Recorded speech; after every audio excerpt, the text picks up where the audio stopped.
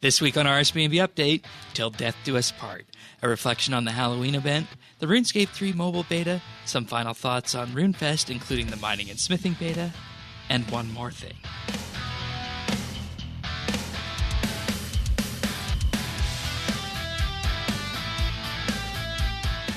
This is RSBANDB Update, episode 693, recorded Friday, October 12th, 2018. And one more thing.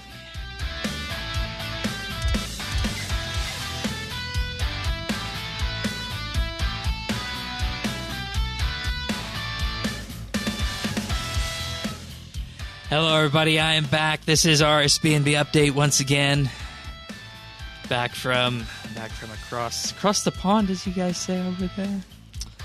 I'm still here. Yeah, you're still there. Tanis wanted to be here. Unfortunately, with my arrival time back, and yesterday was a complete and utter blur of feeling like it's the wrong time of day. But so that's why Tanis is not here. I didn't schedule this show until it was too late for him to set that up. But we'll be back next week. But of course, in case you guys are wondering, Sirion, that's Sirion that you heard, and if you're watching video, he's just sitting there waving, and this is very interesting for us because last time we did this show, we were actually just sitting a bit to the right of where you are right now. Mm-hmm. We could have done a video show that day, but we didn't because we just didn't have the editing ability and whatnot. And I mean, I would show it on a webcam, but like that, it's a mess. Yeah, corner. No. So like you just have to believe me. Yeah. But RuneFest is done, and how's the Rune flu coming along? I'm not actually sick. I think I was sick largely due to jet lag. I had a bit of a cold the last few days while on my work trip as well. So that was that's not fun. Not an ideal combination. It's not fun. But if anybody does have questions about my trip in general, please do ask. It was largely spent in London, a city that I will full right admit is bigger than I would very much prefer. But I mean, I guess you guys who live there, you just go where you need to go and keep to the areas you need to keep, right? So pretty much. You don't try and go gallivanting off to 15 different tube stops and whatnot. And the London commuter experience is very different from the London tourist experience. Yeah. And usually there's some friction between the two. See, the thing is, I was there with my family as well after I left you, and I had a different experience in the first 3 or 4 days being out in the suburbs than they did being in the core. So they had issues. I did not, and I think that those two different experiences, because you're kind of out on the periphery, would you say, right? Yeah, so London has so it's really funny. London, we sort of measure things, like everything in public transport zones. So London has the zone system has become really complex and convoluted, but in the baseline there's 6 transport zones, and everything outside Zone 6 is considered not London, and I live in Zone 5, so that's pretty far out there. Yeah, almost on the edge. Almost on the edge. But we're not here to talk about London transport maps, even though I love maps. Yeah, they are. They're good. And I feel like after being there for a week, you could tell me to get to a certain point, and I could do it. So I guess that's good. Right? You found out the quality Beck's design. Beck was the original design of the tube map. Yeah, good. Yes, it was good. Anyway, fun fact: the London tube map was the first one that was schematic like that. Oh. It was an example to the tube maps across the world. Good. But anyways, people probably want to hear about RS, right? Nah.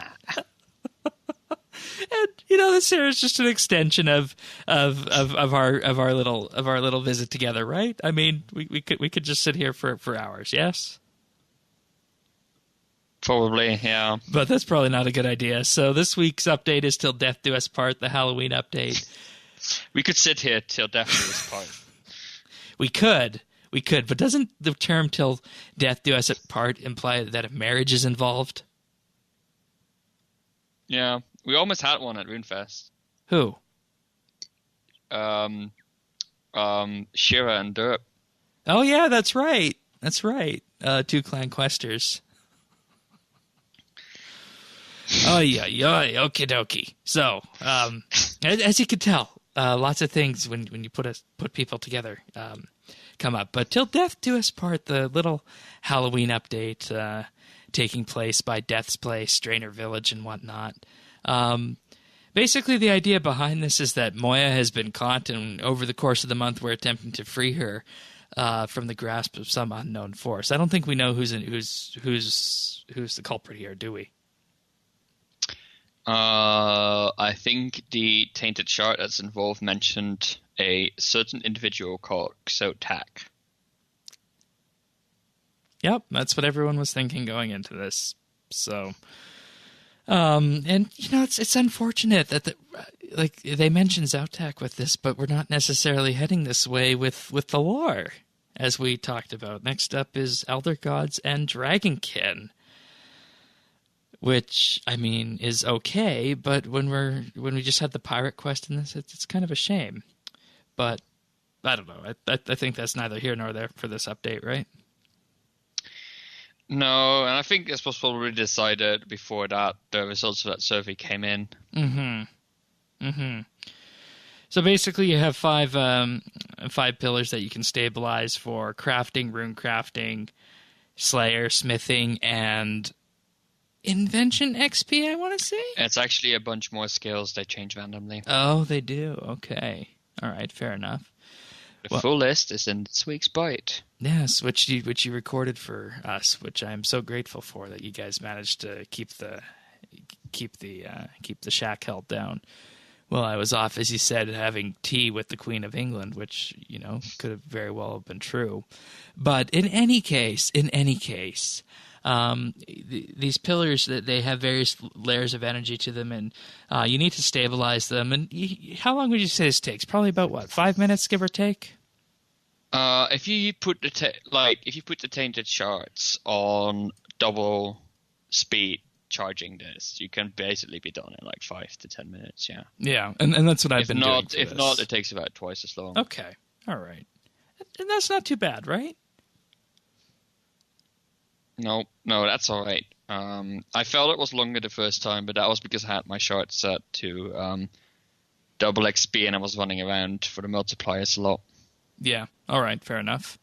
And I think everybody knew that this was going to be out with the tainted shard, because they've been kind of just teasing that around, right? And yep. Do you think that we can effectively call this World Event 4? Yeah, pretty much. I mean, it's a bit smaller than, say, Tuska. Tuska went on a lot longer, of course. And where do you put the line? We had these events in Port Swim and Falador, where we every day you did your 100 charges in one of the 2 skills. There was the chest with the sword, and there was something in Port Swim as well. I forgot exactly what it was. In a way, that was also a community event, because I think you need a certain amount of community contribution to unlock that. The rewards. Yeah, it is more akin to those. So I think World Event, this is maybe a bit more lore involved, but I think it goes a bit far to call it a World Event. Yeah, and I would agree with that, because otherwise we would have seen that in the branding, right? So I think so. Yeah.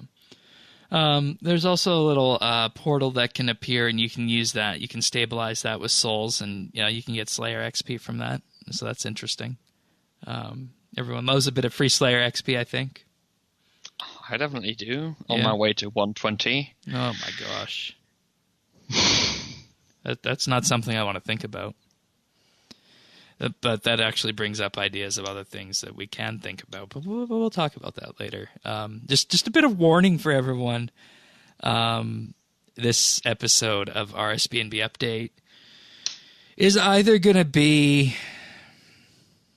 This is going to be a big counseling session for the both of us, or you guys are going to be coming at me with the pitchforks next week, and potentially Sirion more so. You'll be coming at him with the pitchforks, dude. Hey, I won't be here next week. Well, they'll still find you and bring those pitchforks towards your direction. But in any case, after you stabilize all these shards here, you enter the main rift, and when you're in there, you basically destabilize some of the black crystal hands. And for anyone who's done Elite Dungeon 1, this will look very familiar because of the same things that happened with Siryu.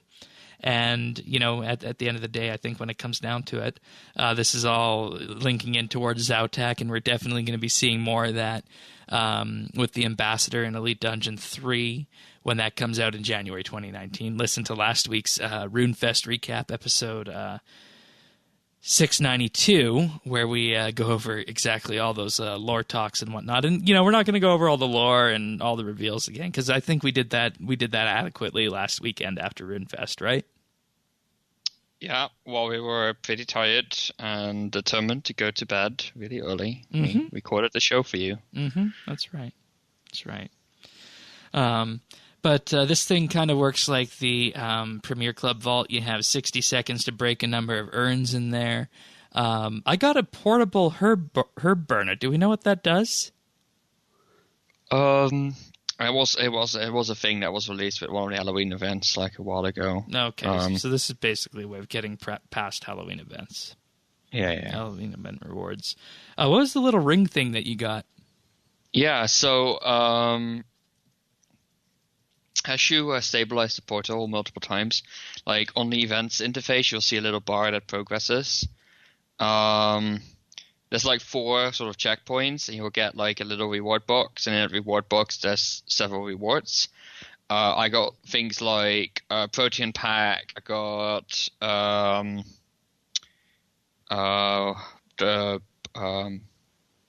did I mention it? Yeah, the portable bank. And I got a ring, and the ring allows me to turn in an urn if that's my thing. So I can sit around being an urn. It's a bit silly. And on top of that, you have the community rewards as well. So as the community stabilizes, like certain unlocks are unlocked. So that's 4 rings, 1 for each of the Horsemen of the Apocalypse that you can turn into. And then there is 3 overrides for weapons from the 3 Horsemen of the Apocalypse that are not death. So that will be Pestilence, War, and Famine. That's nice. I like that theme for it, and it's not jack-o'-lanterns and Halloween, but I think it fits the bill, right? So yeah, it's definitely something new, and I'm not complaining. The art they showed for the upcoming Horseman looks really cool. Yeah, and 2 other things with this, you can also get clue scrolls from the urns. Yeah, I got 2 elites so far. Yep, same.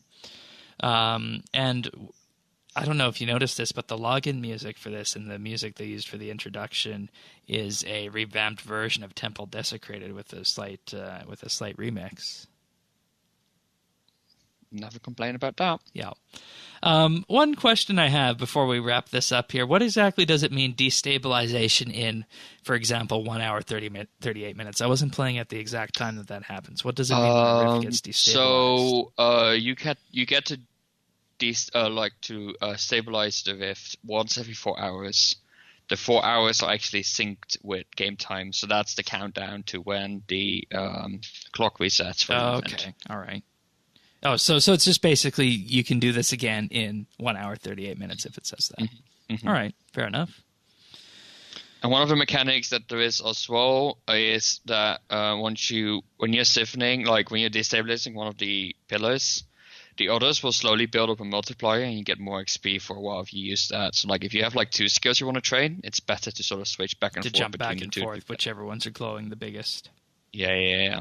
Okay. And yeah, like the portal with the zombies, that's Death's mechanic, and so every week coming forward, every Monday, a new Horseman of the Apocalypse will show up, and will introduce new mechanics to the event. So we'll see all the sort of distractions during the event you can interact with. So hopefully Nice. we'll see some new content over time. I think it's an interesting way of spreading out like sort of this stuff and making it more interesting. Yeah, definitely, definitely.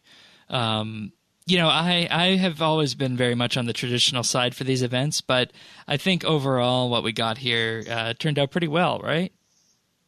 Yeah, I mean, I'm pretty happy with it. I mean, I'm never a big fan of these things you have to sort of do every day, Yep. like the whole datascape stuff. But we have our next segment touches on that. Yeah. But like, yeah, I was on a trip like the last 3 days, and you know, on a bus ride or something like that, I'll just whip out my phone. I'm like, just quickly doing it, 10 minutes, and that's it. Worked pretty well. So yeah, you know, I don't have a big problem with it.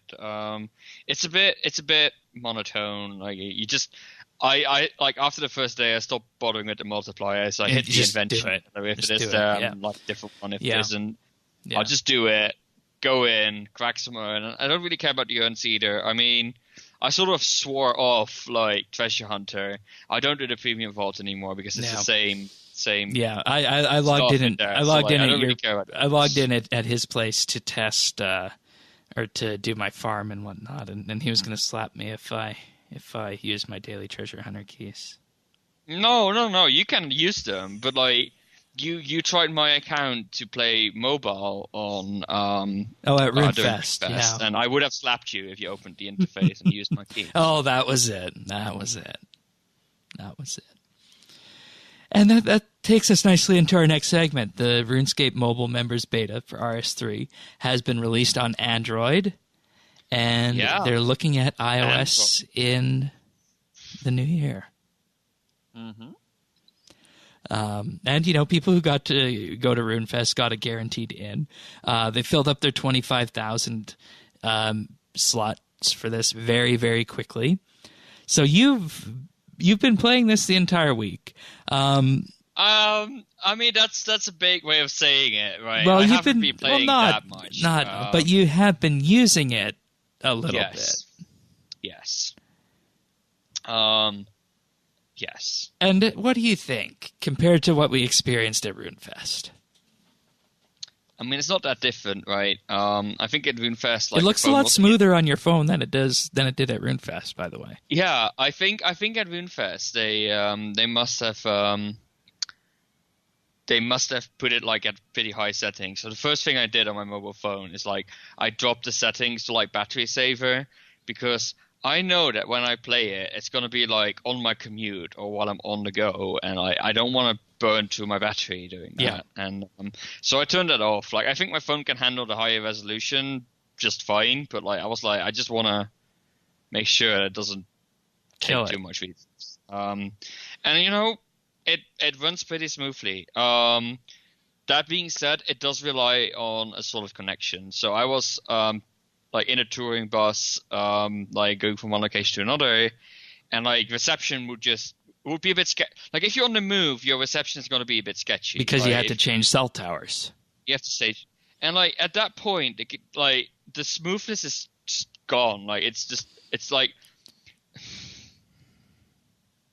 for some reason, like even like just like panning the camera, it would just completely freeze. Like you're probably like if you don't have like the best of internet connections at home, you probably are aware with like the phenomenon where like all your XP drops sort of come in like one go. Like nothing happens, and then like when the connection is back, it's like bloop, you get like a dozen XP drops like at one go. Like that, it's that effect, but like you have trouble sort of scrolling back and forth and like doing anything at that time. I'm not entirely sure. It seems like at that point, my guess is that because it needs to catch up the simulation, it just freezes like the entire simulation on the phone side. So I think definitely if like because on a mobile phone, it's so likely you're going to be on the move when you play it. I definitely think they need to work about that a bit more on that. And that's hard, you know, like the entire idea of RuneScape is based that like everything is server simulated, right? Yeah. Like there's a reason that puzzle boxes used to be super slow. It's like you click it, it sends like a request to the server processes it, and then it sends the results back. Like that's like we see that in a lot of interfaces in RuneScape. Like everything is done on the server. So like when you click something, it's super slow sometimes. It didn't used to be that way back when RS2 came out, but then botting became a problem. Yeah. So like, you know, they might need to think about pushing more simulation locally, but that's really hard because you don't you don't want to make it possible to cheat by allowing the local thing to do stuff and tell what the result is. Yeah. So, you know, there's techniques for this, which is basically both server and client side. But then again, that means you need to duplicate the logic. You need to reconcile if things are wrong. So, and I don't think RuneScape would be built like that. No, it's technically really challenging, and like if you were to build a game from scratch, you would do that. Right? Yeah. If you think about something like Rocket League, which is really sort of latency intensive, like if you lose a connection, every player will locally be simulated, like based on some algorithm, and then like when the connection comes back, you just hope that it sort of matches up, and sometimes it does, sometimes it doesn't at all. But like you sort of try to like fill the gaps when the connection, like when you have like packet drops. So they need to work on that a bit better to handle that, I think. And otherwise, I mean, the UI is just, you know, it's fine for like basic stuff, like you can click stuff in the game world, but you know, it's just so obvious that this game was not made for mobile, and they might have tried their best to and I can attest to that as well. You know, trying it at RuneFest, I attempted to. I forgot what kind of interface I was trying to close, but it just took too many tries to click that tiny button in the top right. Mm-hmm. I mean, I've had the same problem on my mobile phone. Like, and I mean, you don't have big fingers, do you? Nope, not at all. I mean, it's like, yeah, and that's sort of the thing, right? Like they tried their best with like the interface icons, but even if you do the interface, right, they're like relatively like on like your desktop, they're relatively like big square buttons, and on the phone, like if you were to design a game from scratch, that is smaller than the minimal tappable area you want for an item, and that's like one of the largest items you can click in the game. Like everything is just relatively tiny, and this is on like so I'm playing on a Pixel 2, which is, what is it? 5.5. Yeah, exactly. So like if you're playing this on like maybe Christ, like that's an iPhone, 5.2. That's 5.5. That's the same size as the iPhone Plus. I don't know. I'm pretty sure. I don't know what the size is. I think the size on this one is 5.2, like the screen size, and the new one is 5.5. Okay. Right. For Flash Detect News. Yeah, so like, you know, you can play on bigger screens, and I think the game would run really, really well on, say, like a tablet, and that's maybe what I'm most excited for, right? Yes, me Start too. playing this on my iPad or something. Yes. That would work really well, I think. But like on a phone, you know, for like basic tasks, it's fine. But somebody was, it's really funny. Somebody was talking about something technical in the chat, and they were wrong. And like when you're me, you have to correct people. But the sort of, you know, switching, like opening like the chat interface, and then clicking like the typing area, and that opens like the keyboard in like landscape mode, and I don't like the keyboard in landscape mode. Like I'm used to like portrait and then like a swipe keyboard, so like the typing is absolutely horrible. So like the sort of the step to socialize with other people is really, really big, right? Like you wouldn't use this to do social stuff. And for anyone wondering, that's what the number in the top left of the screen means. Yeah, exactly. There's like a random number. Like you don't know what it means. Like, and I have the window, like I have the chat window open, and like there's like, if you click it, there's like a small version where you just get like the last 4 chat messages, and you have to click it again. Then it goes to like a full mode where you can actually interact.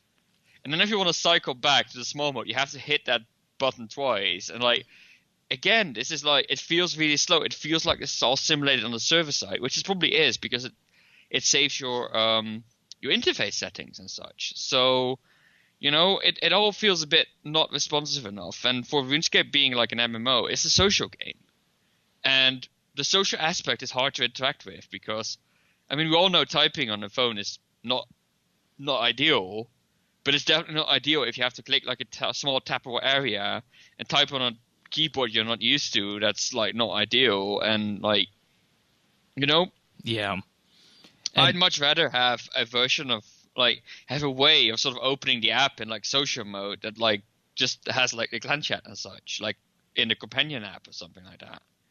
And I think yeah, this touches on where we went at RuneFest with this, and you know, this was for all intents and purposes our first go at RS Mobile, because we weren't in any of the betas. I mean, I was at RuneFest last year as well, so right. That's the first. I tried it then. That's the first. But major UI changes and whatnot since then. Yeah. Like, and what they had last year at RuneFest was basically RuneScape, but ported to mobile. Right, like, it's just a technical preview showing, hey, we can do this. And it's safe to say we were both hoping for a little bit more progress on this from where it's currently at.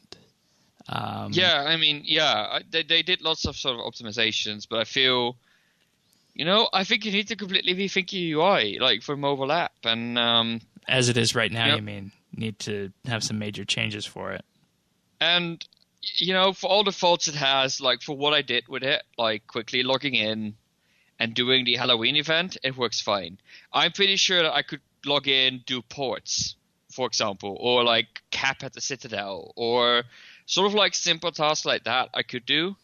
And, I found myself more motivated to actually do it. Like if I hadn't been able to use mobile to do the Halloween event, I probably wouldn't have done the Halloween event every day. And I would maybe at this point have given up on the rewards and not interacted with it. Oh, there you go.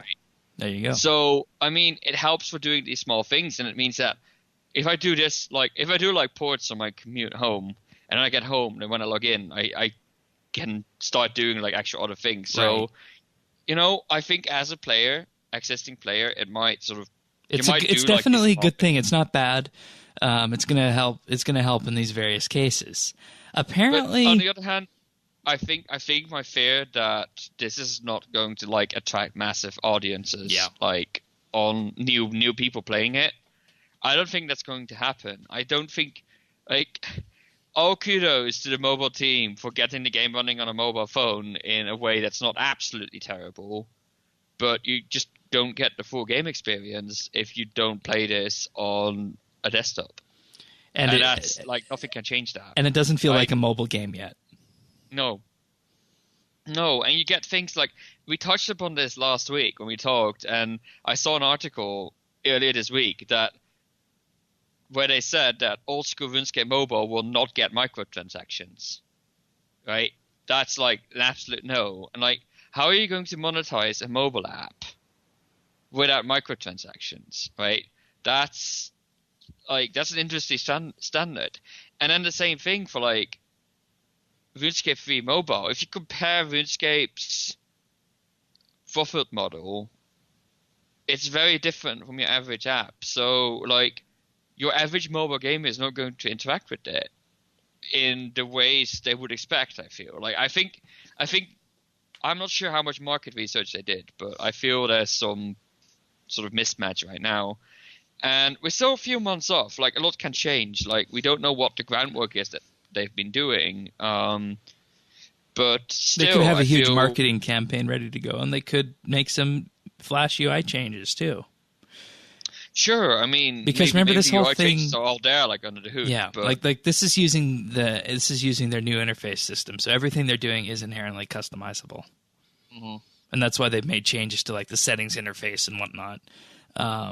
So I mean, the UI on the mobile phone, as far as I'm aware, is not customizable. No. And, but they can do it from their end. Yes, I'm happy with that too. I'm happy with that too. I think they should design the best mobile experience. And now they have the chance, right? Because people on desktop are used to this customizable experience, and you can't really take that away from them. But this is sort of the opportunity to show, like, hey, we're not going to give you any choice. This is how they can show that they know how to design a UI and just force everybody to use it. Everybody can learn it in their way. That's pretty funny. Sirion. And I hope they're going to do that. And see, that's the thing. We hope, right? Yeah, I would say so. But yeah, we'll see. I'll keep using it. People have like I don't have any big complaints about battery usage, and this is before they're doing heavy optimization. That's big, and that's good. Yeah, I mean, to be honest, like any mobile game is going to suck battery like crazy. Like, that's just truth. But I showed you a screenshot earlier today or yesterday for you, time zones, where I compare like the battery usage of Google Chrome versus RuneScape, and like the battery usage was like practically the same as long as you have like active time. Yeah, and that's pretty good. I mean, this is on battery saving mode, but like it still looks like RS3, and those I don't expect like reflections and high definition shadows on a mobile app anyway. So, I think the only time you'd expect that is if you're using a Razer phone. Yeah, and again, like that might be interesting, but like again, you need a bit bigger screen, and I don't have an Android tablet lying around sadly, but I am quite looking forward to seeing how the experience is on my iPad. So hopefully the iOS version comes out soon. Can't come soon enough. I was going to say, like, it might be to see how it works on, like, a Chromebook, but at that point, you could just run the actual game. Oh, right, because Chromebooks can run Android apps. Mm-hmm. Chrome OS actually runs Android apps exclusively. Oh. So they've abandoned that idea of running web apps. But I think they're working on Android. No, Android native apps have been released on Chrome OS. So, yeah, it's good. Yeah. So overall, I mean, it's a good experience for what it is. It just needs some UI optimizations. I think that's the biggest thing that we're coming away with here. Yeah, like things are a bit annoying, and like I think everybody here, you should think about how much you rely on things like hover states in the game. A lot of like, if you think about like quests or puzzles, like if you think about the Halloween event, right? There's 5 pillars, and there's no way of knowing what skill they are without hovering over them and seeing. So how do you do that on mobile? You long press to get the right click menu and you read it. So we're effectively going back to single mouse button mode that they had in the game. So that's like, and like if you think about like all the quests and all that stuff in the game, like so many things you need that. Like there's like inventory stuff that have like maybe like different names but like the same icon or similar icons and all that stuff. Glariel's amulet and the gnome amulet. Yeah, things like that. So imagine all that stuff just not working off the bat. Like, I don't know. Like, for example, I think the inventory should not be grid, but maybe like a list of items at this point, because like you need the names. So that works. They need to completely, and that's like the kind of changes they need to make. But you can tell these are PC designers working on this. Yeah. And we're not knocking anyone for that. This is just something that is apparent. I'm not a mobile developer either. I would make mistakes like of the same type. Yeah, of course. Probably if I did this. But hire some professionals. There's money lying. Oh, I don't know. I don't know if they have a mobile UX expert because they don't have a desktop UX expert either. So that's something we should have asked about.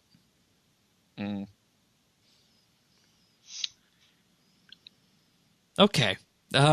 Anything else on mobile? I mean, I think we've covered most of it. I mean, this is going to be something that's going to be changing over time. Yeah. So far, I haven't had troubles with it. The only thing is, they tell you to like play like an hour on Wi-Fi so it can download the cache. It still hasn't downloaded the cache, I think, for me, because it still claims there's like a 0% spinner like on the homepage. So I don't know what's going on, but my data usage has been like in the order of magnitude of MBs, so I think it's probably fine. Yeah. To be honest, my data plan, like if I were to download the entire cache on data, it's like 2 gigabytes. It's fine. It's fine. I mean, you've experienced firsthand how cheap data is here in the US.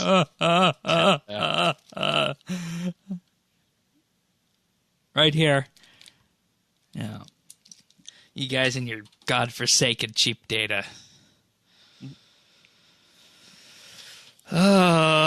Okie dokie. Yeah, that was fun. The game currently requires a device with at least 2 gigs of RAM and OpenGL ES3. We still got that elephant in the room.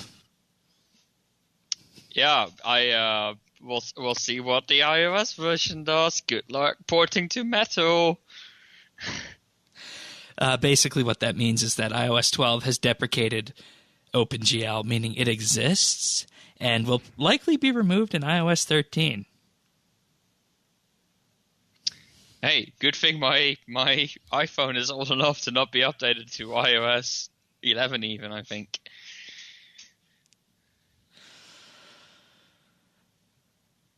Okay. Anything else on mobile? I think this covers it. And as you can tell, I'm a little bit distraught with that OpenGL thing still, potentially, and whatnot. You have to wait longer for your beta as well. That's not a good sign either.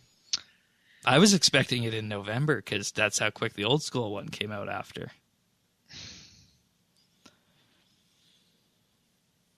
Anyways, we good? Yeah. All right. Moving on then. Next up, mining and smithing beta at RuneFest. We didn't talk much about what exactly went into this, and I figured we should talk more about this because this is something we spent extensive time on. There was basically a station set up on the main RuneFest floor, and I think there's around maybe 12 computers set up running the beta, special beta worlds and whatnot, and mods Jack, Tube, and others who were working on the project were floating around answering questions and the like. We chatted with lots of other players too who were playing with it. What would you say our general sentiment was from the people we chatted with? People had very mixed opinions about it. We talked to a hardcore Iron Man, and they were like, "Yeah, I don't like this. Like, was that like Herblaw this." or? Yeah, that was Herblaw. He was like, "I don't like this. This is not going to be fun for Iron Man." Another person was like, "I don't think it's very special," people were like, don't care much. That was like people's responses were mixed, I think. And that's slightly concerning when you sink that much development time on the project. Mm-hmm. One of my highlights of this is I went to Mod Jack and Mod Tomb, and I made sure I conveyed how thankful we are, and I'm using the we as everyone who we talked about this in the podcast community, that they managed to get the Tier 92 power armor through the Combat Council, and their look on their faces when talking about that, they were relieved too. They were very pleased that they got that through. So I think we had a huge victory on that, and everyone who chatted about that and everything we talked about on the podcast in that regard probably helped, because I'm pretty sure both Jack and Tomb did listen to that episode. So that was good. Now, basically, for those of you guys wondering, what they did is they had a instanced world set up that was focused around the Artisan's Workshop, because that is effectively going to be the new mining and smithing guild. And what you could do there is you could set your levels and whatnot. You could try the various types of armor. You could try the various types of ore, smithing, smelting and whatnot. And then, of course, the mining guild is right below if you wanted to go try some mining, try some level 80 mining, get some of the good stuff out of there. I believe it was Luminite, or was it Animica or something like that? I don't know. I don't remember. I think it was the vet stuff that was the highest level that was there. But yeah, okay. So basically you could test the entire experience there with that. I found the smithing UI a little bit confusing still. What did you think of it? Yeah, I mean, it's because you have to consider, like, the smithing stuff is a bit more complicated now, right? Like, it's not just, like, cause you have, like, the different sort of types of metal, and then within the metals, you have, like, the different items. And then within the items, you have, like, so after the mine, like, in the smithing rework, when you get, like, an adamant plate body, you can make it into an element plate body +1, +2, +3, +4, etc. to like +5. And that was like, it's like on the left you have like this. So the make X screen right now is like 2 panes, right? It's like stuff you can build, and then like the sort of details, and then there's like a drop down at the top. So that drop down is gone. It's replaced by something on the left that shows you like all the different types of metal and also how much you have in your, because you don't have to carry stuff in your inventory anymore for smithing. Right, and this is going to free up numerous bank spaces. Like there's like a mining smithing bank where all your ore and bars are like sort of in like a centralized thing that you can always access at like an anvil or a furnace. So yeah, basically like it shows you how many you have. You choose like your metal, and then like the second pane, the middle pane shows like normal make X stuff, and on the right you have the details, and then on the top you have like buttons for like 1 to 5 and like base. So that was a bit confusing. Like I was looking for something that was a bit confusing. That was the glorious bars, Yes, which are that used was to a make bit the confusing. masterwork armor. It was a bit tough to figure out how exactly that works. I do love how much time it costs to make that stuff, though. Days. Yeah, probably. But like we say days, right? But it's constant. Like you know exactly how much you have to do. Like everything you do is progress towards that thing. It's not like a drop you'd need where like if you're lucky it's like a minute, and if you're unlucky it's like a week. No, it's like it's always the same time. You take a bar, and it's a bit like disassembling, right? It's about the speed of disassembling, I would say. And you need to fold a bar, and like the speed at which you do that is about disassembling. You can do it like 60 times in like one interaction, and you need to do that 1,001 times. That gives you 1 bar, and I think you need like 10 bars or so to make the entire armor. So it's like it's a really long process, but if you have the resources and you have the time, you're gonna get it. You just need to sink in the time, and every stage is tradable. So at least That's the money making method. That's the money making. Like yeah, if you consider like, I mean, look at it this way, right? You can make, in the time to make master armor, how much money can you make at Talos? Something like that. The price of masterwork armor is probably going to be on par with that, because it needs to be competitive with other money-making methods. Yeah. And you don't need to learn Talos for that. You just need to have patience and do this. Yeah. And of course that's what people were concerned about with that. And when it comes down to it, at the end of the day, you still need to put some PVM drop components into the tier 92 power armor. So this long process gives you tier 90 armor. Yeah. And then tier 90 power you can armor. bump it up to 92 if you have the PVM drop. Mm-hmm. And I mean that's good. I mean, who uses tier 90 power armor today unless they're going for absolute DPS somewhere? I've just been told it's far too expensive.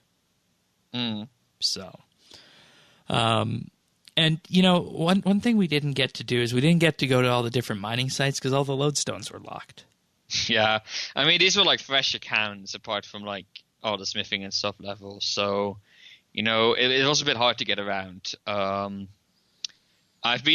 went to some locations. You can, for example, you could get like all the boosting items. So you get like a ring of wealth and a ring of the skilling ring? Yeah. The skilling necklace or whatever it is. Something like that. Lets you teleport to the Champions Guild. You had a few teleports so you could get around. Somebody actually went to Piff Dinners to check the XP rates on 7 stones. They're actually Boy, that guy now. was there for a long time. Yeah. They're actually faster now to be in line with the other XP rates because the XP rates are actually much higher. People are going to complain about that, I'm pretty sure. But I'm looking at it and I think it's fine. Some people think it's too AFKable, and I can see why they say that. That's definitely AFK smithing. like yeah, like smithing is like, especially with the auto heater, it's relatively AFKable. It's just not going to be like the best process. Mining is also kind of AFK. It's also AFKable. And again, both activities you can sort of keep doing, like at like you could get better rewards by being more active at it. But I think it's still something you can do while watching Netflix. So you can do like these skills are like perfect Netflix and skilling. Netflix and skill. Skills. Yeah, Netflix and skill. Yeah. And one other neat thing about this is that we've seen all these interfaces before in live stream and whatnot. We've seen them. We've seen them evolve over time, and this was our first chance at actually getting our hands on them and seeing how they are. And based on how they were described on live stream and how they were demoed, I don't think much was lost in the live stream, and I think it felt as it was expecting to feel. Yes. I mean, I haven't been watching the live streams. I just okay. I don't watch live streams because TLDW. But it felt the make interface, not ideal, and you have to also sort of consider that all of us who have like high skilling levels, we're gonna come into smithing with all the mechanics unlocked. But like a new player would see these mechanics being unlocked over time, and like all these items sort of unlocked over time. It's the same as with invention. If I threw you into invention at like 99 invention, you would have no idea what it is about. True. Right? True. So many devices and stuff. But because you sort of unlock them over time, like you started with like the basic thing of like augmenting and like siphoning and all that stuff, and like as you sort of go further and further, I'm pretty sure like smithing will be the same thing. And as we sort of learn like about all the boosts, I'm pretty sure that like the knowledge will sort of sink in over time. And it's a super disruptive update, and like people are going to have a level of change aversion. But looking at it, I think fundamentally it's a positive change. It feels right, and that is good. Like they've worked on this for like 2 years, and it's coming together. Yeah.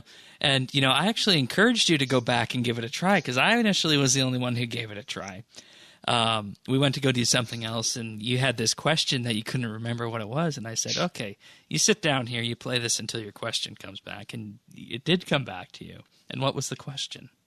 The question, so fun fact in RuneScape history, smithing used to be the most profitable big thing that existed in RuneScape. Like smithing rune armor was like, that was the way you made money. So they wanted to make sure it wasn't too easy to do that.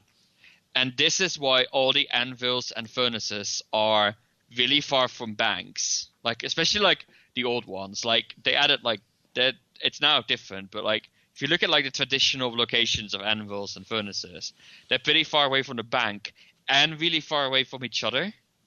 So like there's no sort of way you can like the do earliest this. Starting out one is you have a furnace in Lumbridge, and you have the anvils in Varrock. Mm-hmm. And then in between there you have the copper and tin mines, and that's how you make your bronze when you start out. Yeah, so like it was all like really sort of spread out, and that's sort of the reason. So my question was, because like in the new Artisans Workshop that they completely redesigned and looks absolutely gorgeous, by the way.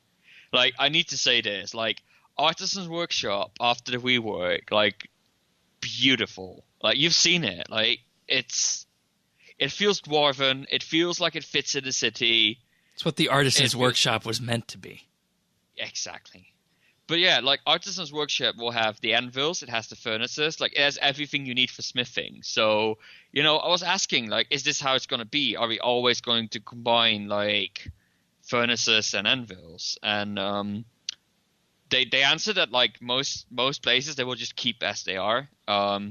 Mostly because they want to keep people to in the Artisan's Workshop. They want to make it into a hub, and they want people to like to log in after this mining and smithing rework and like don't understand anything. They want to be able to like go to a place and ask people, and they definitely see like an Artisan Workshop world existing in like the near future. and this is great, right? This is awesome. Like, they removed the competitiveness from mining. They moved like to a hub. This is what a social game should think about in every single update. How do we get people to play together? And I think that works great. And another so that was my question. And go ahead. you know, the answer they gave made me confident that they thought about this stuff. And that's something you get at RuneFest, right? Like, I don't think you get this online or in live streams. Like, if you talk to them in person, they show how passionate they are and that they really want these things to succeed. So yeah. And another thing with this is that, in terms of this question, we asked also, are there going to be the hoppers and whatnot at every furnace or every anvil? And the answer is yeah. So you go to a furnace, you'll still have the hopper to access all your ore. Then you go to a different anvil, you'll still have that hopper to access. But they all had those an interesting remark on that the hopper and the anvil might be like 3 steps instead of 2 steps away from each other to make sure that like the artisan's workshop is always like the best place to go. That's smart. It is really smart. It's like, I mean, that's what you get, I guess, when you work on an update for 2 years. But and yeah, the last comment was like, so what after this, right? And they were like, if we were to do this again, we're not going to see fletching rework. That's what they said. We're not going to see a crafting rework. Like, no. They talked about this with Model Spawn, and they were like, if we were to like do like fletching next, we would just kit out like the top few tiers with like new content. Like, yeah, I've worked on this for 2 years, and like it's good, but it's not worth it in the end. Like, people complain about the lack of updates over the last few months, and that's just because there's one team is working on this update like continuously. Yep. So I don't think we're gonna see new skill reworks in the future, and I'm a bit sad about that, but I completely understand the reasoning behind it, and it's good that they are self-aware that this is a thing and that they make this priority and make this decision. Yeah, I agree. Anything else on the mining and smithing rework? No, I think that's about it. Yeah, I mean, when it comes out, we can jump in with our own characters and explore even more. Yeah, we actually have an idea. And I'm sure that we want to do. What was it that we wanted to do with the update, folks? We will just all come on stream together and all again at the same time and just all give it a try live for all of you as well. I think that's basically interesting. Some cooperative bug testing, so to speak. Yeah, and just getting a good feel for it. Yeah, so you can look forward to that. Okay, so we're going to talk about what else happened at RuneFest, and I'm going to share some photos here of this that we took of Clan Quest. Or I'm not going to share the Clan Quest photos. That'll be for you guys to do that. But I'm going to share some of the photos I took at the event. Now, there's one more thing with this RuneFest stuff that we want to talk about, isn't there? Isn't there, Sirion? I will remain silent for a moment. Yeah. So let me just frame this by telling a story. You ready for this? Story time with Shane. And you. Okay. So we were at the RS3 reveal stock. And that was, I believe, at, 5 p.m.? Yep. 5 p.m. And it was preempted by, what was it? The old school bug busting, right? Mm-hmm, so we were waiting to get in for that. So we went to the RS3 reveals talk, and as you know, we had the RS3 reveals, and we've already chatted about those. Till Death Do Us part, the needle skips, pretty much everything that's coming in the next few months, give or take. And that was a good talk, wasn't it? The RuneScape winter reveals, like the needle skips. That's got to be the biggest quest in a long time that we're all looking forward to, right? Mm-hmm. So there's also Elite Dungeon 3, the Ambassador and whatnot. That's good, right? The mining and smithing beta, right? Which we just talked about. We absolutely love it. Christmas Quest, Violet is Blue, 10 years since the Whitelands. Alchemical Onyx Jewelry. Mod Timbo knows exactly what he's doing with this. And it's going to take Fortunate Components directly out of game with that. Which is good, right? Mm-hmm. Now, after this, we went off to get a drink or something, and not an alcoholic drink, of course. We didn't do that, so just... could have used one at that point. I'm now sad we didn't get that alcoholic drink. I would have downed it, probably. What? I would have downed it. Little did we know what was coming at that time.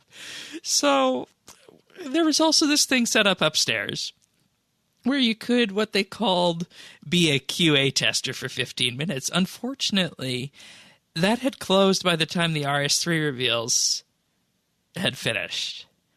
And, you know, we went upstairs for that. We saw all the people playing RuneScape and whatnot. So that was good. That was fine and dandy. Now, one thing I want to say about this is, after this, we came back downstairs, and we were just walking through the hall, and with that, you know, at the time, there was also still a talk going on in the main hall, and you know, we're getting there, and the talk going on at the time was the old school content reveals. And we had a full intention of just moving straight through the hall, right? Onto somewhere else that we were going. Yeah. But we heard this thing. Old school's first new skill. Warding. So we sat there staring at the screen for a couple minutes. And, you know, that was fine. And then we thought, oh, okay. So for those of you guys interested in what this might be, warding is effectively a way to create magic-based armor using the rune crafting skill and farming skill together, basically drawing runes on the ground and then ultimately creating this armor from that. That's just a very high like level. warding is to magic what crafting is to ranged and what smithing is to melee. Yeah. Okay. So that's basically how that works. You combine those skills together, and you get magic armor at the end, and it's also gonna. So it's things like split bark armor, lunar armor, like blue mage armor, like blue mage robes, which can't be crafted up to now. Like that's the kind of stuff you're gonna make with that, and like they're introducing like new tiers and rebalancing a bunch of stuff with it. But yeah, that's the kind of stuff you make with that skill. And it's going to pull other materials out of the economy and whatnot as well. Items from drops. It's going to be simple. Yeah, it is very, very simple compared to some of the skills. Compared to something called Invention. Yeah. You'll also be able to get it from Hunter as well. Yeah. And as you can tell here, at this point we were ready to mosey on and go on to something else, right? Well, yeah, I was a bit flabbergasted. It's really strange to see a skill described for that game where you're like, you know, that is exactly what that game needs. That's exactly what's missing. That's exactly what fills like sort of the hole in that particular game. And yeah, I was just sitting there, sort of being impressed by how we got alchemical onyx jewelry, and old school got a new skill. Basically, that was sort of what I was wondering about. And but it got worse. It got worse. It got worse. And here's why it got worse. Next up, Song of the Elves, completing the Plague City quest line. And you called it. Called it. What did I call? Like, they were talking about, like, they're going to finish a storyline, and you were like, it has to be the elves. Yeah. They're opening Prif in Old School. Now, this isn't going to be the RuneScape 3 Prif.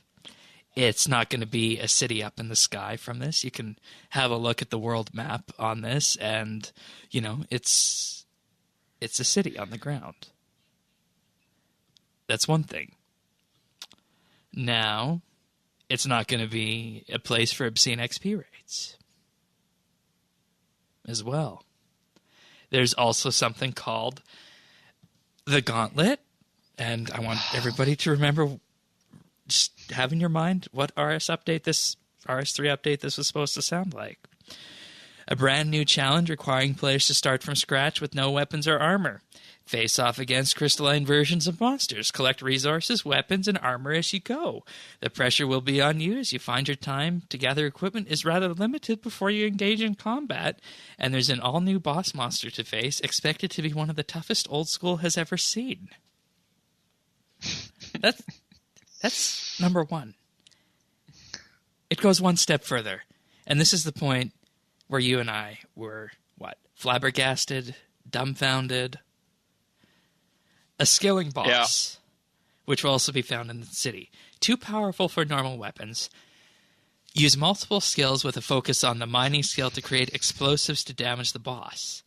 Unlike the Winter Tot, expect this boss to deal damage directly to you rather than just through the environment.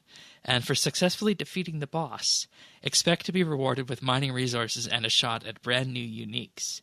A focus on item rewards rather than experience.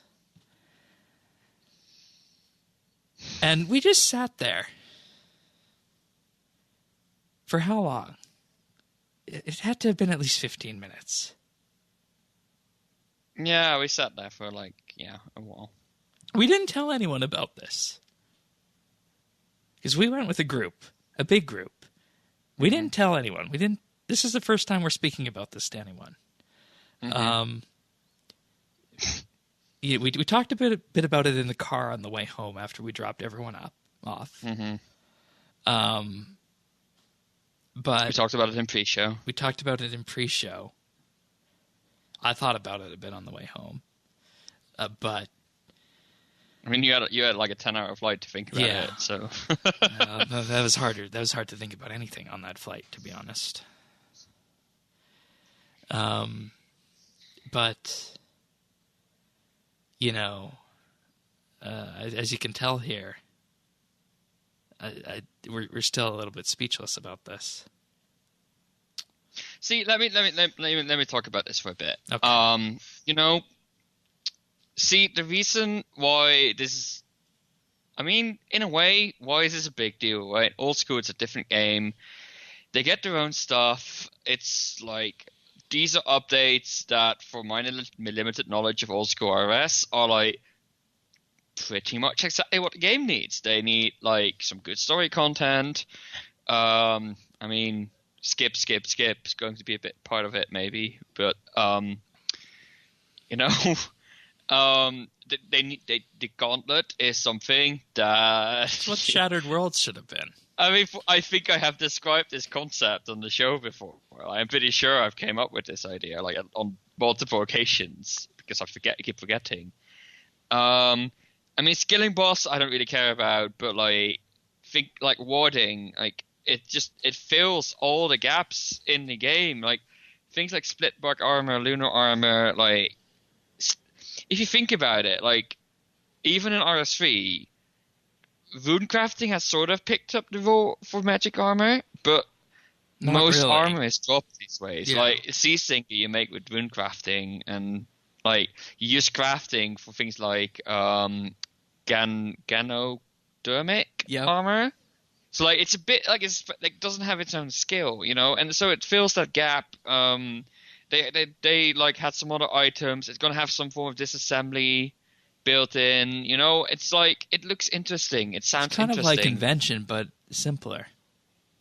Yeah, and like fit like in a different niche, you know. And I think it sounds fantastic. Like it's great, and you know, all these updates. You know, I was listening to them. I was like, you know, this sounds not only great, all of this sounds, you know, it was already pretty concrete, I have to say. Like, they already had sort of the basic design fleshed out and all that stuff.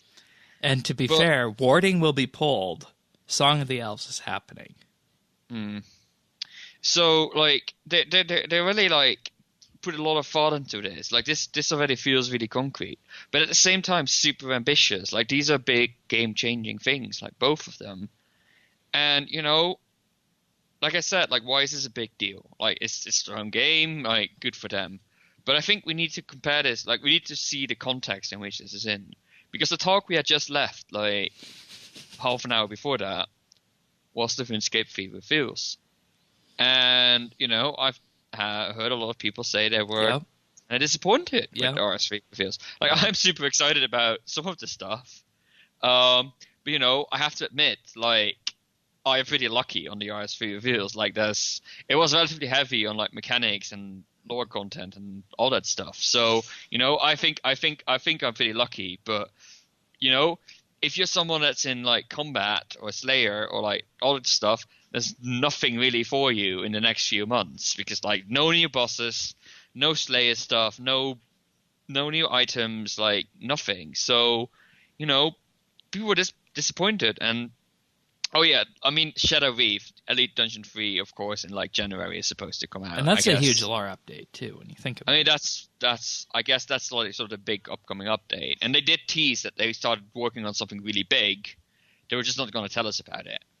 And this sort of stems from the fact that the RS3 community, like, if you give them nothing, they're going to complain. If you give them a lot, they're going to complain that you don't deliver on everything. Like, remember, like, the Church of You skilling offhands. You know, if you look at the streams, RuneFest, like 3 years ago, they made big promises. They were like, it wasn't really a promise of this is what we're going to deliver. It was like, this is where we want the game to go. This is our vision for like what we want to do on a large scale. And, you know, it was never set with the expectation that all of this is going to happen. And, you know, they got sort of told off for that. And that's what the unfinished business is now for. And that's why we are now at the point where apparently we the community, have scared the JMods into thinking that they can only talk about things that they're really going to do. We don't get any sort of visions anymore, which makes the talks a bit boring because, like, it's just an extended month ahead, really. And, you know, we were anticipating, like, oh, they pushed back the month ahead because they have something big to announce. No, the reason they pushed the month ahead back is because if they had revealed that before RuneFest, half of the talk would have been gone. And, like, this is so sad. Oh, crap. We missed the Farming Guild before we got in there. That was also in the OSRS talk. Oh, okay. Well, good for you. We missed that completely. We came in after that. But, yeah, you know, like, all this, like, it's that context. And I'm like, what is it that old school can do this and RS3 cannot? What makes a difference? And, you know, part of it is going to be production quality. Like, old school looks like squares. Like, it just doesn't look as good as RS3. Like, making a model for old school is something I could do in Blender probably. Mm-hmm. While something like we have seen the art team at RuneFest, like they did really awesome stuff, but that takes a lot more time to like sculpt that, animate that. Sculpt it, then triangulate, spline, animate, tween. Like all this stuff is like it's a massive process. Like they can't just keep sending out like updates with big sort of art budgets. So I think that's holding back the game. I think the complexity of the updates is part of why the updates are being held back. I think a lot of the content we've seen in the last few, like Play Here on Farm, for example, I think it's overcomplicated, to be honest. Like, if you think about it, it could have been simple, like made much more simple. If that takes half the development time, like, I don't think it impacts the enjoyment of the update that much. So yeah, it's a combination of community. It's a combination of like the framework of the game, I guess. But you know, we tried putting into words what we feel, and you know, I think I feel a form of jealousy, like that game can be visionary and big and have large sweeping changes, and you know, coming out of like 4 months that are pretty dry with updates to a reveals talk that, you know, doesn't even have many big surprises. Like, we knew that the alchemical onyx items were being worked on. We knew that Elite Dungeons 3 were coming. We have seen needle skips before for the game jam. Like, holiday events, I mean, we knew something was going to happen. Yeah. And that's pretty much all the updates they touched upon. Like, there was nothing big, nothing new, nothing mind sweeping. Yeah, and I mean, we you can't get. There is no question that people want that, but at the same time, they freak out if it doesn't happen. You know, apparently, if you looked at the Reddit the day after this this announcement, people were like, upset, but they're also upset when things don't come out. So which is it? You know, like, and I think when is it? When is it on this podcast that we have criticized the RS3 community, but is praising what Old School is doing? When has that happened? Yeah, I don't know, and that's why we didn't tell anyone about this, because we didn't have the ability to put it into those words, and this is something that hasn't happened before for either of us. You know, if Old School didn't look like poop, I would switch to playing that. I'm gonna say that right now. You know, you laugh, but I'm laughing because I think EOC, like, execution was maybe not great, but we talked about this at length. But like, the idea of it was good, right? I think it made the game better. I think the graphics undeniably the graphics of RS3 are better, and these are better things.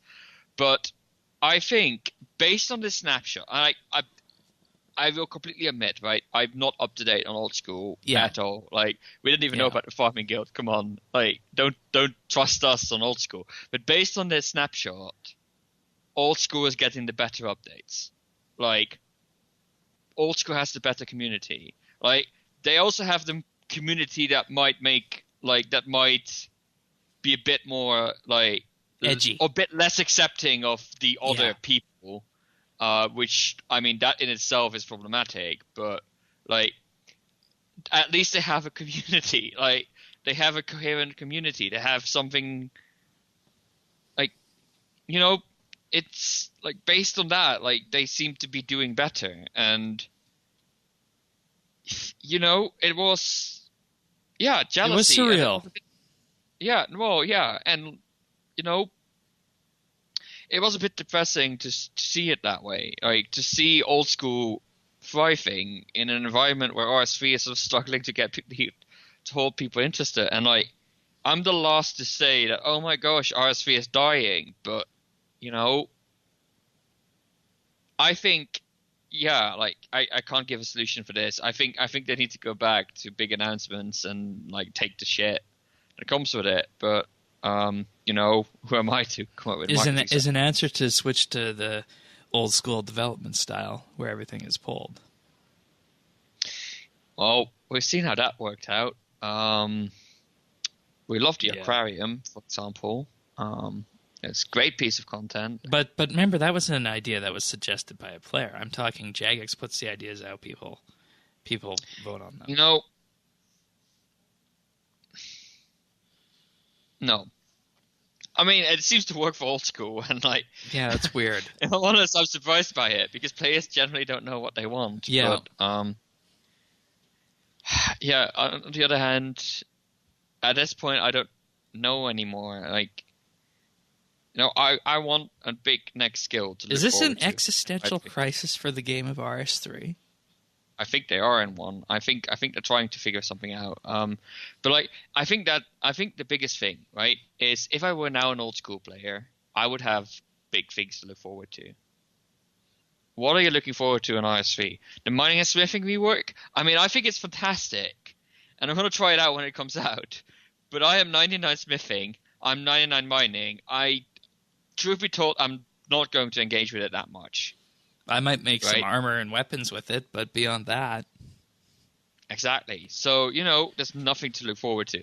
If they had announced warding for RS3, I would now be hyping about warding coming out in RS3.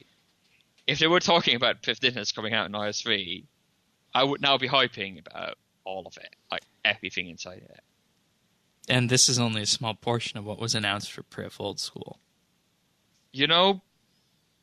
I don't care about Elite Dungeons that much. The quests, I mean, I'm looking forward to them, but to be honest, like, they're not minesweeping and revolutionary. So, what's left, And this makes me think, what do the JMods have in store for us? Where do they see the game going in the future? Like, I didn't really get an idea of that, and I think they lost out of a big opportunity, and this is a trend we have seen going for like a few years now. And I'm worried about it. I'm sad about it, but the old school stuff was it was driving it home. I think I would have felt the same after the RS3 reveal talks. I was trying to remain optimistic. I think it's a job on the show to remain optimistic, and I'm moderately optimistic. I mean, they're working on something big. They just don't want to tell us, and that's fine. It's just the stark contrast with old school that just seems to be going so well. It makes me sad. Like, why can they work and not us? And I don't want to talk in them and us, like, per se. I don't want to make that split. But there are two separate games, and why the lessons from old school not applying to RS3? That's a good question. Actually, that's so. I think this opened up a lot more questions than it answered. And we don't have the answers right now for you guys. I think I've been rambling a bit about this, but I think it is worth talking about, and I think the reason we wanted to include this in the show is because we think it's important to, address this and talk about why we feel this way, and also that this is on the table. This is sort of like old school is like sort of our brother, sister, like sibling in like games. Like the community is like sort of a sibling community, and I don't know.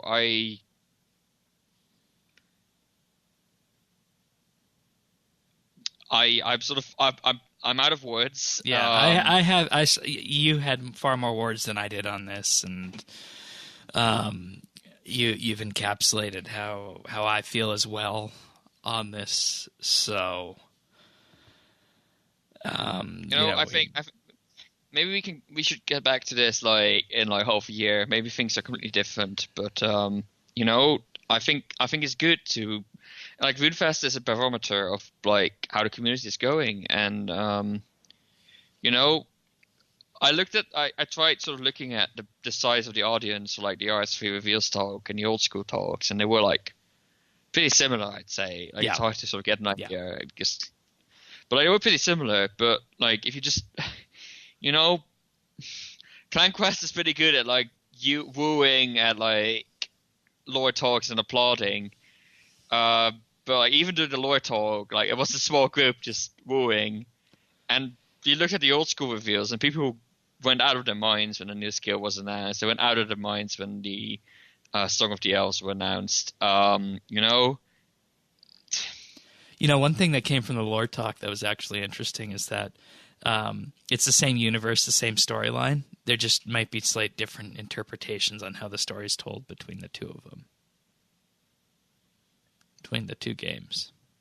Yeah, so we'll see how the Dark Lord ends up being in Old School. Like, I'm curious to see how they're going to interpret that quest. I have no desire of doing Underground Pass in Old School, so I might cheat it and just read up on it on the wiki or something like that. But yeah. Yep. Yeah. Okay. Well, I think we can leave it at that. And, as we did going in, we didn't know if this was going to be what kind of segment this was going to be, or if we would even talk about this on the show. But I think it was worth saying that we needed to. So, all right. Let's just do a bit of a wrap up. And one of the things I was asked a lot of when I got back was what was the atmosphere like, and I've done that, and what I've actually done is I put together a shared gallery of my RuneFest photos and whatnot with this. Oh God, these are live photos. That's interesting. But I'll share a link to that in the show notes, and you can have a look, and I'll just thumb through some of these right now here. One of the things that it was, of course, Fremennik themed and whatnot. So when you're entering, there's a huge Fremennik longboat and whatnot. Made it look as you're walking over the edge, heading in. I mean, they outdid themselves on like just the scenery and the sort of makeup of the room. Like in the previous years, like it would be sort of thematic, and like you usually like have like different areas. Like they had like last year they had like Alcarit, that was like the food bits, and like you had like the swamp and like the forest, and like sort of like they set out like these in-game locations in real life. And like it's really cool. And this year they had like Trollwise Mountain, Releka, and all that stuff. But like they went sort of beyond, and they had sort of a group of people, like actors, actually sort of enacting like Viking stuff. Like that guy was making his weapon or whatnot for a long time. Yeah, like spades or something like that, and like hitting it with a hammer like all day, like inexhaustible, like weaving ropes and other kinds of weaving and making like wood carving, and like people, you just walk past it, right? You don't pay a lot of attention to it, but I think it added a lot of that's something you don't get on stream. Another thing is that you could take pictures with you or your friends, and they had this wall of photos, and this was shaping up to be the entrance to Daemonheim at the end of the day, and this was made up of people, with the pictures they've taken and whatnot. I don't remember what our 4 photos were. I just remember that one of ours was number 1024, the one that you got. So that was definitely something. But there's a photo of that wall here as well. There. We made sure to do the dab in one of them because we're awesome like that. Yeah, we are. So. But yeah, you can. Yeah, like compared to last year, I think we talked about it again, but I've talked to a few other people that were at RuneFest about it since, and I definitely feel that people didn't like the new venue as much. I mean, it's great. There was like a lot of room, but the sort of coziness of Battersea Evolution was a bit tiny, and they had a tent outside, and I was really glad that there was no tent outside for like the panel, because that was just didn't work. They had like a proper room for like land stuff, but the atmosphere was missing. I also felt that there weren't as many J-mods around. Like when I was at Battersea Evolution, you would bump into them like everywhere, and you were there. Like they didn't seem to be around that much. Like I don't know. Like it just didn't feel very much the same. I think they had like a special meet and greet. So I mean, at times the venue just felt empty for the amount of people. Yeah, especially when people were off in a different talk or something. There were times you just had like almost an entire section to yourself. Yeah. There's also the lack of skill chips, which we mentioned on the recap. I mean, I can actually let me grab the cards and show them. Actually, I have them lying here. No, still in the same place they were when we left. Yeah. So the cards they look like this. Sorry for the glare.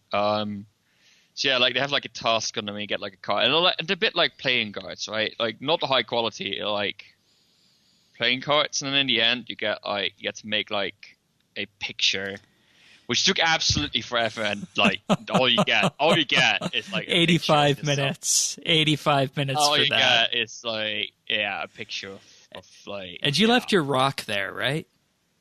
No, I took my rock home. Okay, actually. I left mine. Yeah.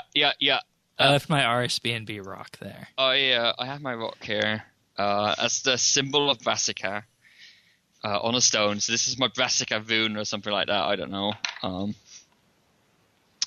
like the art team was there while I'm showing off, right? The art team was there and they had like 3D printed god symbols. So oh gosh, you can't see this at all because it's not painted. But that is a Gothic symbol. That is a Gothic symbol. It is a Gothic symbol. There you go. That sort of works. That's a Gothic symbol. This is all 3D printed. They had like a thing full of it. The Zaros ones were gone because Zaros. Of course. Yeah, they had like Armadillo, Bandos, Godless, like all kinds of icons. And it was so much fun talking to these people, right? Yeah. I think they were just working there and talking to people. They showed like a massive 3D printed Solak. The Tower of Voices we talked about, it's 3D printed. Yeah, they could do that, but it'd be difficult and whatnot. Yeah, they were. So. You saw them being intrigued by the challenge, and because I asked for one of those. Yeah. So and, I think that was really fun. You get like in the middle of it, they had like a sort of an island where they were working with like a screen where you could see it. And then to the sides, like one side, they had the RS3 new content, old school old content. The food was to one corner, and in the other corner they had like a little sort of closed off area where you could try out mobile. Yeah, it was a little enclosed room and whatnot in the frozen areas, Trollweiss area. What? Trollweiss Mountain. Trollweiss Mountain. That's it. Yeah. And, it was very thematically themed and whatnot. It wasn't a concrete floor. I don't know what it was. It was like almost carpeted, I think. Mm-hmm. So it was a nice touch. And, I do have a photo gallery here. You can send me some if you want as well. These are just the ones that I took. But I haven't had a time to filter through my photos yet. Yeah. They'll show up on... they might be a bit more clan oriented, but on the Clan Quest wiki, we'll write like an article with like our experiences, but with a bunch of photos as well. And the wiki's public, so the wiki is public. Yeah, clanquest.org/wiki. Yeah. All right, so that's RuneFest. And I don't know if there's much else to say on that, but as always, if you guys have questions about it or anything else that appeared, just head on over to the forums, update.rsbnb.com/ask, or Twitter @RSBNB. Send them in, and we will get to those. So, all right. So before we move on to tech news this week, I'll just say thank you to our Patreon supporters of the week. And this week we have Cody T, Nora, Kyle, and Brock H. Thank you guys for supporting the podcast and all of our endeavors that we do. It's good to be back doing this again. Hopefully you guys enjoyed the Tannis and Earth special this week, or last week. This week you get the Sirion and Shane special. So, we had some fun last week. We did. Yeah. We did. I've yet to go through that, but for Patreon people, I'm gonna pull out some of those clips from there that are gonna be on the clip show and put some of those in because that was certainly an experience in itself, wasn't it? Mm-hmm. So, But in case you're wondering what this is, for $1 a month, you receive a special mention in our show notes. For $3 a month, you get the VIP rank on Discord, high-quality stereo AAC versions of the podcast. And for $5 a month, you gain access to the clip show and can have your name read out every week on the podcast if you desire. For $15 a month, we do our monthly bit, which last month was focused on the ways to play RuneScape. We do have one coming this month, and this is building a better beta framework just in time for the November mining and smithing beta. And we also do our video shows, and if we reach $60 a month, Tanis will do a live stream each and every Monday showcasing the RS update of the week. All right. So, you ready for tech news? Ready for tech news. So this is, this is effectively Android week here, because Google had their Made by Google announcement this week, where we had the Pixel 3 announced, as well as the Home Hub and Google's charging stand for Android devices, which is interesting because Apple announced one of those, AirPower, a year and a bit ago, and it still hasn't shipped. So I had fun with that one. Yeah, it's certainly something. But so these new Pixel phones are made by HTC. They're called the Pixel 3 and the Pixel 3 XL. The Pixel 3 XL has a notch in it. The Pixel 3 does not. They're almost bezel-less, 5.5 inches for the Pixel 3 and 6.3 inches for the XL. Those are pretty big screens. So that's huge. I mean, I'm using the Pixel 2, not the XL one, like a normal one. And I know like the screen on the 3 is bigger, but like the phone size is the same. And, a few years ago, I would have complained about the screen size. I've kind of gotten used to it. And, I don't know if you held it while you were here, but I find it. I did. I mean, it's quite a pleasant size, I think, of phone in the end. Like, and if they can fit a 5.5 inch screen on that now, yeah, like I'm definitely interested. Yeah, and this is an interesting device, and can we say it's more interesting than the iPhone XS? Yes, and more interesting definitely than the iPhone XR. Yeah, probably. I mean, to be honest, this has not been a super innovative year when it comes to phones. But, Google showed off what they're good at. Pictures with the Pixel camera.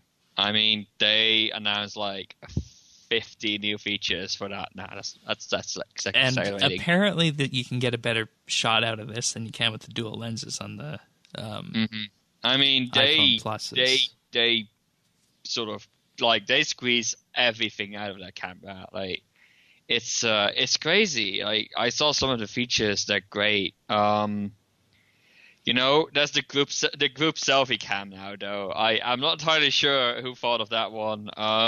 Because not fitting on a selfie is the biggest problem of all smartphone user ever. But sure, why not? I don't really. Yeah, there's a solution to that. Don't make selfies. And these are flagship devices running cheaper than the iPhones. Mm-hmm. Which I mean says what Google wants to do with it. So yeah, I mean, and like the wireless stand. I mean, first of all, wireless charging. I've never really had experience with it, but it's the future, I think.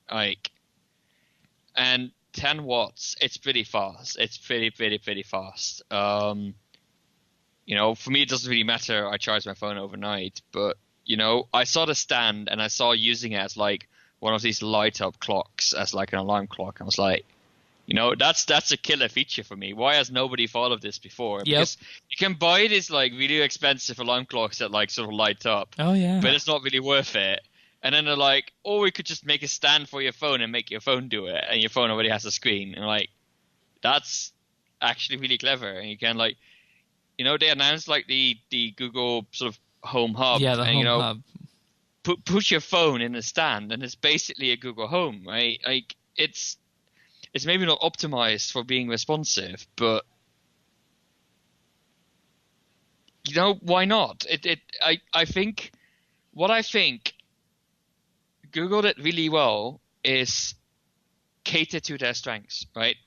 They're not going to put down like the best piece of hardware, maybe, like in terms of like the actual hardware, but they do have the expertise and the power in AI and voice controlled assistants and image technology, and all of these are in the product, and they are like absolutely in the market, the best in the market you can get, right? You can't make better pictures than with the Pixel 3. You can't really get a better voice assistant than the Google Home, I think, personally. I'm just laughing at HomePod right now. Yeah, I mean, Alexa gets pretty close, I would say. Like, but Alexa's probably a lot more creepy, too. I don't know. So, I have to say, like, I looked at the event, I was like, there's no big surprises here. But on the other hand, there's a few things Google is really good at. And those, like, they showed off that they're still, like, way ahead of the competition. There's also the Pixel Slate, which competes with the Surface. A detachable that one was tablet. A surprise to me, actually. I did not expect something like that coming. I don't really like how it looks, to be honest. Like the keyboard with the round keys, it just... Oh, they're round. Ew. Okay. I just don't see it work. But, the way they seem to use it... But has there been a proper Google tablet yet? Not that I know of. I mean, there's there's last year they had the Pixel Book. But that was more of a laptop. Yeah, but I think the keyboard does sort of, I don't know, I don't remember, but... All right. Yeah, like the way they used it, it looks interesting. It's definitely a big Surface competitor, I guess. With all the new stuff they're doing on Chrome OS, definitely, I think in like things like education, they could make some really big strides there. Definitely, and this kind of led to one of your alternate picks of the week, but we won't say what that was going to be, will we? All right, so that's that. Next up, I believe Tanis and Earth talked about this last week. The actual event happening with this. The horrible Windows 1809 update that was deleting users' home folders. Microsoft is seeding an updated version of this build now to Windows insiders for testing because, they say they have fixed all the data loss issues, and they're going to carefully study the results, feedback, and diagnostic data from insiders before taking additional steps to re-releasing it more broadly. So basically what happened with this, it was determined that a very small number of users lost their files during this update, and this occurred if known folder redirection had been previously enabled, but files remain in the original old folder location versus being moved to the new redirected location. And known folder redirection is the process of redirecting known folders of Windows, including the desktop, pictures, screenshots, video, camera roll, from the default location to a new folder location. So if that had been turned on, there was a chance that you would lose your data. We had a bit of a laugh about this because, it was unknown what this would affect, but I came home, thankfully, and my Windows computer still had its home folder. You still had yours, so we're good on that front. But, boy, this is definitely an edge case, and now we see what's done this, and Microsoft is making plans to rectify it, so, whew. I don't know if there's anything else to say on this except that... I've heard that the new version they've rolled out is causing blue screens of death, so I think this tier wasn't over yet. Is this going to be the Samsung exploding phones? It might be. It's not as funny as some Samsung exploding phones. Bonus points if anyone remembers that, but just a bit of an update on this matter here. Boy, I'm glad that I think I might actually have one of those folders set up like that on my system. I only have one hard disk, so I don't really care where my files are. Yeah. All right. Anyways, I believe that's about it for tech news. Nothing else to write home about, right? I think we're all both still busy sort of catching up since last week as well. So, yeah. Alrighty. Well, let's have a look at the October skill of the month, which is agility. And oh my God, we have people who are insane here. Sorensen 57, 14.4 million agility XP gained in 11 days. MageBit with 13 million XP gained. And Pernasius with 7.1 million agility XP gained. Boy. Can you imagine doing that much agility XP in 11 days? No. Unless you're like that one guy at RuneFest that was doing the Half-In agility course in the land room at RuneFest. Why would you Because apparently that's what people pay £150 for. But why would you do that?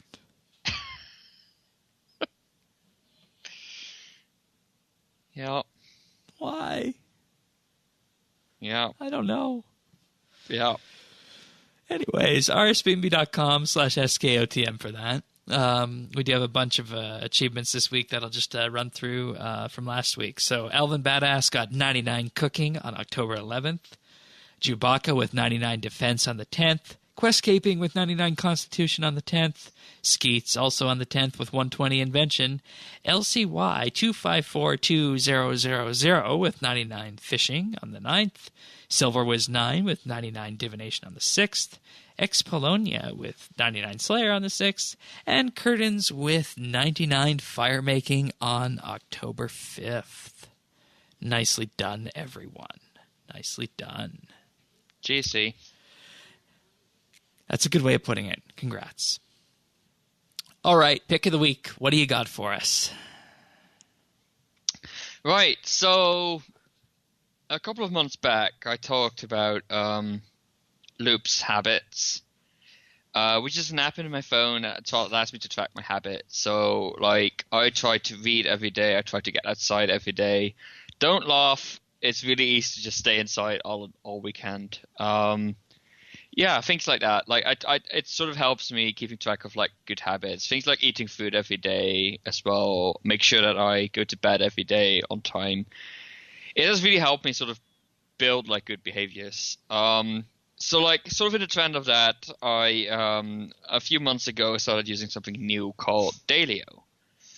So Dailyo is slightly different. It's not really about habits. It's more about how was your day. And the reason I've started using it is I am a bit of a pessimistic person, naturally. So for me, like, it's really easy to sort of go down this hill of like, oh my gosh, today was absolutely trash. Things like that. And like, I would make small events ruin my entire day. What Dailyo allows you to do is at the end of the day, it asks you, how was your day? And so it asks you like to select like a mood, like from like bad to like rad.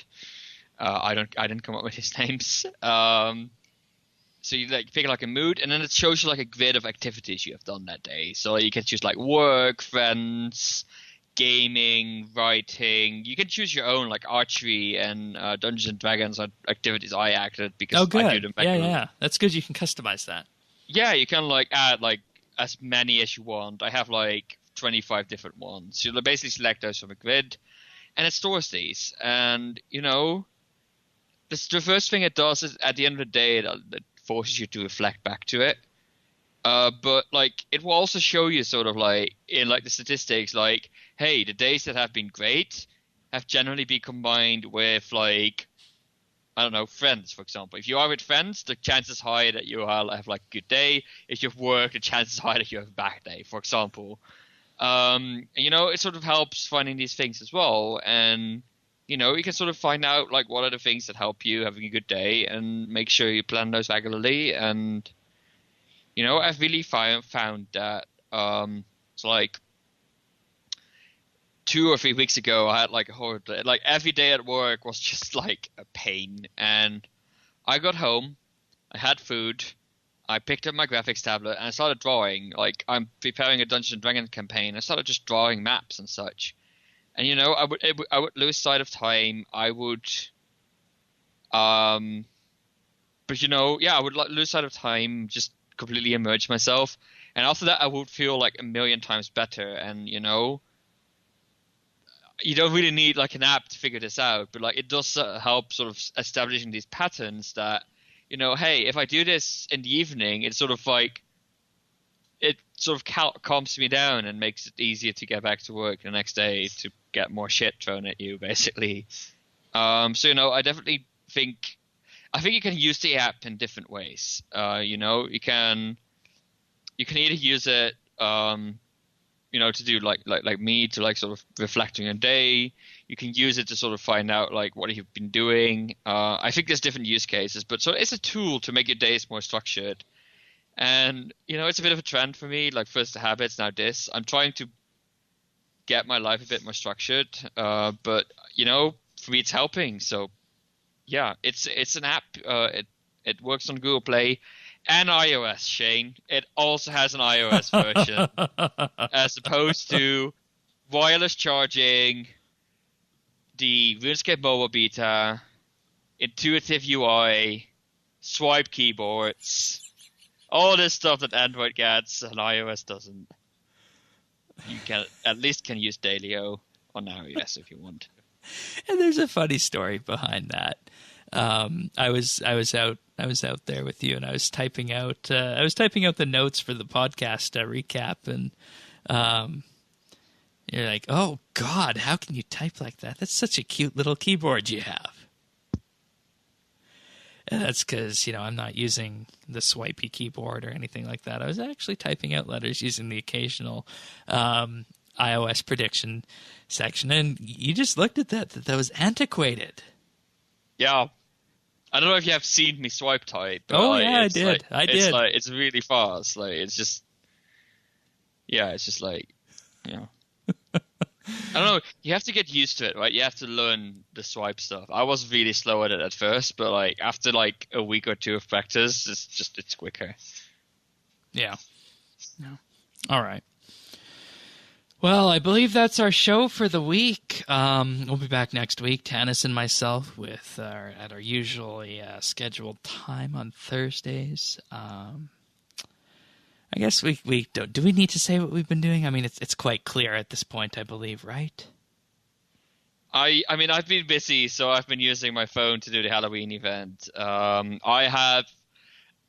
Since like we had like the ports week, I had like a whole bunch of sort of I didn't want to sell my port stuff, so today I have made like all my resources into items to sell. That felt quite good. It's like 50 mil or so in total, I think I added.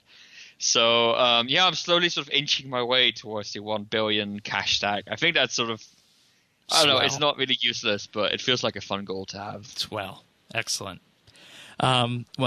This week, I was in a flying metal tube for many hours. Missed a connection due to issues getting off the ground in London. But there's plenty of Vancouver to Edmonton flights, so that was fine. I don't know why, but I mean I do know why. But it feels like it's time to go to bed, even though. You feel like it's time to go to bed? Yeah. Now? Still do, yeah. Yeah, well, actually, for me, it's about time to go to bed. So there you go. Now you know how I feel. Oh, wait, that's not. But anyways, further RuneFest coverage, please ask questions. We'll definitely keep that up, and we'll be keeping the pulse on that little bombshell stuff that we talked about this week. So with that being said, we'll see you next week, everyone. If you want to join us in game, we're at Friends Chat BitsBytes, and full show notes can be found at update.rsbandb.com. See you next week, everyone. Bye-bye.